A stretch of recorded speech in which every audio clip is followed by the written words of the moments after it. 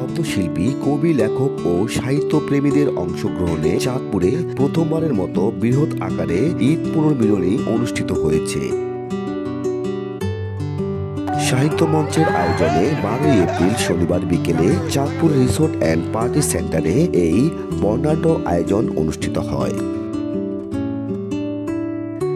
বিকেল থেকে সন্ধ্যা পর্যন্ত অনুষ্ঠিত আয়োজনে লেখকরা ঈদের স্মৃতিচারণ, সাহিত্য পাঠ, কবিতা আবৃত্তি এবং শুভেচ্ছা বক্তব্য প্রদান করেন। এরপর আগত লেখকদের অংশগ্রহণে পুরুষদের হাড়িভাঙা খেলা, নারীদের বালিশ খেলা এবং শিশু কিশোরদের বেলুন ফুটানো সহ বিভিন্ন ক্রীড়া প্রতিযোগিতা অনুষ্ঠিত হয়। সব শেষে র্যাফেল ড্র এবং ক্রীড়া প্রতিযোগিতায় বিজয়ীদের মাঝে পুরস্কার বিতরণ করা হয়।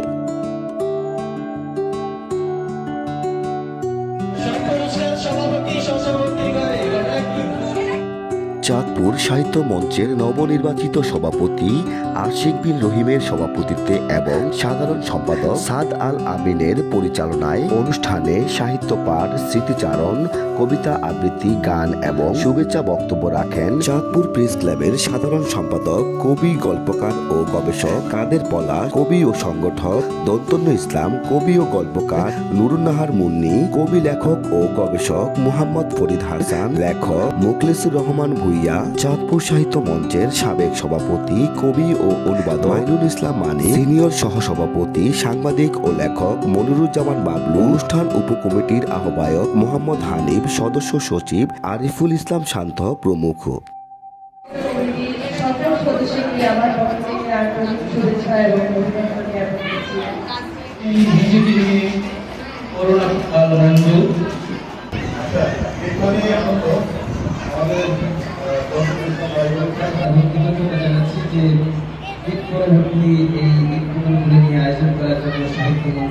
শুধু সাহিত্য একাডেমিও এই দায়িত্বটা পালন করতে পারেনি, সেটা কিন্তু আমরা দেখছি এই ব্যক্তি পর্যায়ের যে সংগঠন, আমরা যারা সাহিত্য মঞ্চের অ্যাক্টিভিটিস দেখে আসছি, এজন্য আমরা দেখছি যে নানা ধরনের কর্মকাণ্ডগুলো তারা স্বতঃস্ফূর্তভাবে প্রত্যেকটা সদস্য খুব আন্তরিকতার সাথে এই ধরনের কর্মকাণ্ডগুলো বাস্তবায়ন করার ক্ষেত্রে বিশেষ ভূমিকা রাখে।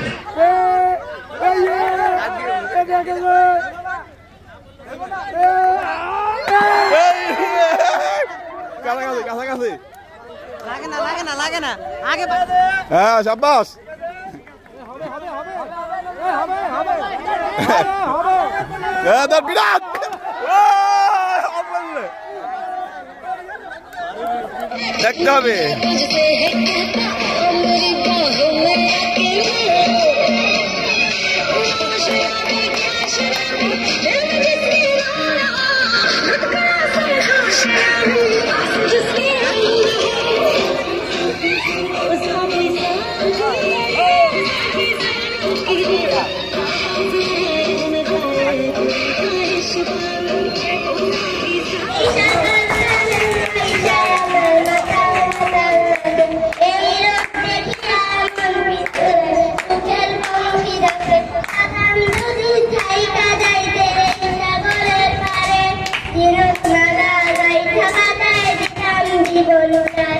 আমার মন বসে না শহরে, এক পাথরে